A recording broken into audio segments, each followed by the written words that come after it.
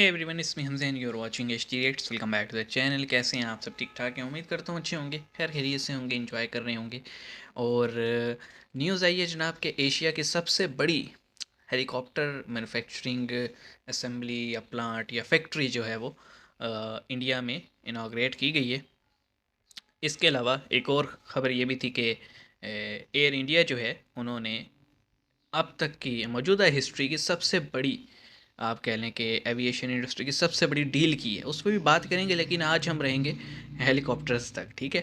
ऐसे बहुत ज़्यादा हो जाएगी न्यूज़ नहीं तो आइए देखते हैं जी क्या सीन है और किसने इनाग्रेट किया। वैसे जो पिक्चर्स नज़र आ रही हैं उसमें प्राइम मिनिस्टर नरेंद्र मोदी जी हैं, राजनाथ सिंह हैं, तो देखना पड़ेगा। आइए शुरू करते हैं। 3 2 1 एन। जय हिंद दोस्तों, very warm welcome to Hindustan special channel. Hello hello prime hello. Minister Modi ने कर्नाटक की अपनी यात्रा के दौरान हम्म। सोमवार को तुमकुरु में हिंदुस्तान एरोनॉटिक्स लिमिटेड के हेलीकॉप्टर फैक्ट्री को देश को समर्पित किया। यह फैक्ट्री एशिया की सबसे बड़ी हेलीकॉप्टर फैक्ट्री है। प्राइम मिनिस्टर मोदी ने इस दौरान तुमकुरु में लाइट यूटिलिटी हेलीकॉप्टर का भी अनावरण किया। इस ओके। मौके पर रक्षा मंत्री राजनाथ सिंह और सीएम बसवराज बोमई मौजूद रहे। प्रधानमंत्री ने इस फैक्ट्री की आधारशिला 2016 में रखी थी। यह एक समर्पित ग्रीन फील्ड 2016 में, यानी हेलीकॉप्टर कारखाना है जो 7 साल हेलीकॉप्टर बाद बनाने की क्षमता प्रोजेक्ट और कंप्लीट इसके हुआ। अनुकूल तंत्र को बढ़ावा देगा। यह हेलीकॉप्टर फैक्ट्री एशिया की ये सबसे बड़ी हेलीकॉप्टर की जगह ये हेलीकॉप्टर निर्माण सुविधा है हमारे और वकील शुरुआत आजम में क्या कर रहे लाइट हैं? यूटिलिटी हेलीकॉप्टर का उत्पादन करेगी।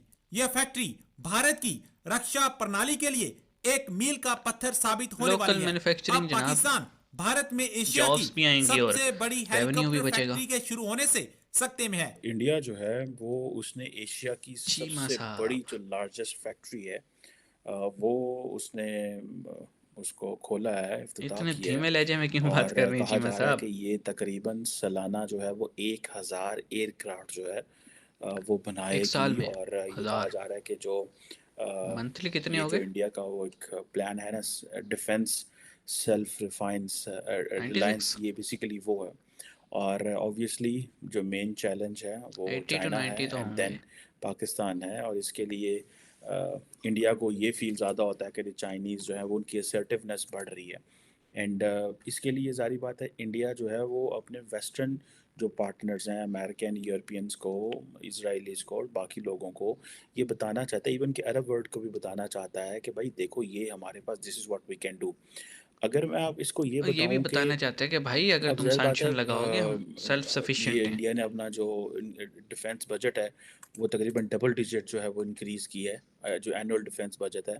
और असल जो वो जो टारगेट है वो तो उसका वो जिसे कहते हैं ना जियो पोलिटिकल राइवल जो है वो तो फिर चाइना ही है, चाइना। और इसके अलावा मेन या फिर पाकिस्तान है। और पाकिस्तान तकरीबन कहाँ से इंडिया आ ने गया? जो 5.94 ट्रिलियन रुपीस, जो कि 72.6 बिलियन डॉलर बनता है डिफेंस में फॉर 23-24 फाइनेंशियल ईयर के लिए किया है, जो कि 13% ज़्यादा है जो कि पिछले के हिसाब से। और आप सारी बात है, उनको पता है कि ये पैसा जो है वो उनको लगाना पड़ेगा, क्योंकि चाइना जो है वो बिल्कुल सर पे बैठा हुआ है।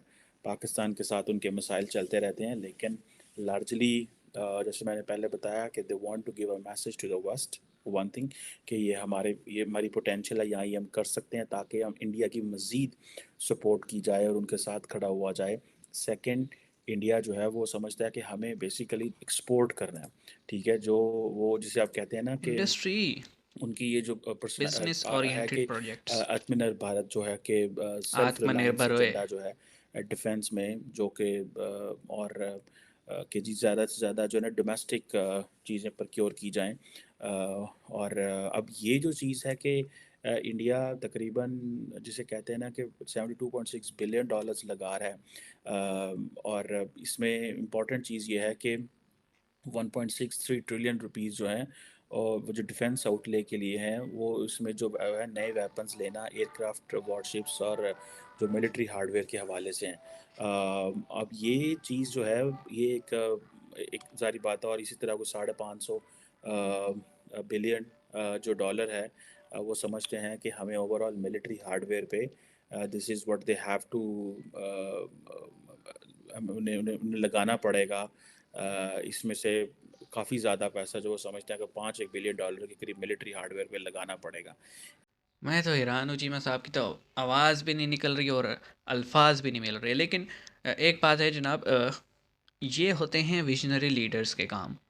और आप ये देखें, इंडिया में बहुत सारे लीडर्स आए हैं, लेकिन आज के टाइम में नरेंद्र मोदी साहब जब से आए हैं तब से ज़रा नक्शा चेंज हो गया है, इंडियन पॉलिटिक्स का भी और इंडियन पॉलिसीज़ का भी। ठीक है, वो नक्शा ऐसे तब्दील हुआ है, आप देखें ना कि कोविड के टाइम में सारी दुनिया नीचे जा रही थी।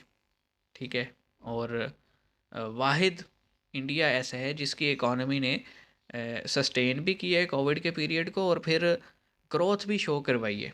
अभी तक बहुत सारे ममालिक ऐसे हैं जो कि कोविड के बाद उठ ही नहीं सके, लेकिन इंडिया जो है वो ग्रोथ में आ गया है। और उसके बाद लोकल जॉब्स जो क्रिएट हो रही हैं, आत्मनिर्भर भारत इन्होंने शुरू किया था। और लोग ये समझते हैं कि सिर्फ चाइना को देखते हुए है कि चाइना से अगर फटा हो जाए तो चाइना जो है हमें एक्सपोर्ट जो है वो बंद हो जाएगी। ऐसा नहीं है।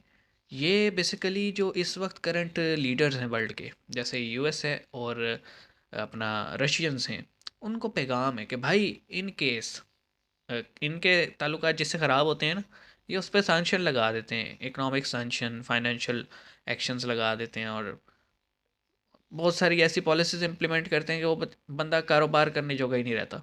ईरान को देख लें, ईरान का फटा अमेरिका से है, और अमेरिका को डायरेक्टली ईरान से कोई थ्रेट नहीं है, लेकिन क्योंकि रीजन में जो अमेरिकन आप कह लें कि मफादात हैं, उनको ख़तरा होता है ईरान से। तो रिजीम जब से चेंज हुई है, जब से ये खोमेनी भाई साहब आके बैठे हैं, तब से जो है ना सैंक्शन लगे हुए हैं, और फिर एटॉमिक के नाम पे भी लगाए गए। अब आप देखें कि कोई बिजनेस नहीं कर सकता ईरान के साथ डायरेक्टली, मतलब बैंकिंग चैनल्स को यूज़ करते हुए। आपका अपना नेटवर्क स्ट्रांग हो तो आप कर सकते हैं, जैसे इंडिया और ईरान काफ़ी टाइम से कर रहे थे।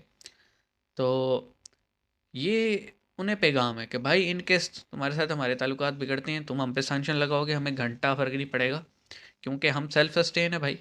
हम अपना सुई से लेके हवाई जहाज़ तक सब खुद बनाते हैं। और ये बेसिकली पैगाम होता है। और इस पे क्योंकि चाइना के साथ टसल चलता रहता है, तो जिस तरह का बॉर्डर है चाइनीज़ के साथ, वहाँ पे ज़ाहिर सी बात है कन्वेंशनल वेपन तो काम आएगा नहीं, ना ही कन्वेंशनल व्हीकल्स काम आते हैं। तो वहाँ पे एयर सपोर्ट भी बहुत ज़रूरी है। तो ये जो फैक्ट्री लगाई गई है, इसका मकसद ना सिर्फ डिफेंस के लिहाज से, बल्कि जो लोकल या सिविलियन एविएशन इंडस्ट्री है उसको भी सपोर्ट करना होगा। फिर एमरजेंसीज़ में बड़े काम आएंगे। ठीक है, ट्रांसपोर्टेशन में काम आएंगे, बहुत सारी चीज़ें। तो आप कह सकते हैं विजनरी लीडर जो हैं वो इसी तरह के काम करते हैं कि 7 साल बाद 2016 में इन्हें इसको कह लें कि इनाग्रेट इसकी नींव रखी थी बेसिकली, और 2023 में एंड हो गया और प्रोजेक्ट स्टार्ट हो चुका है, यानी प्रोडक्शन शुरू हो गई है। तो ये बात होती है जी। शहबाज शरीफ साहब, आप अपने आप को पंजाब स्पीड कहते थे, पाकिस्तान स्पीड लाए थे आप कह के, लेकिन स्पीड तो हमें नज़र नहीं आ रही। कुछ सीखो यार। मिलते हैं नेक्स्ट वीडियो में, अपना ख्याल रखिएगा। सी यू गाइस।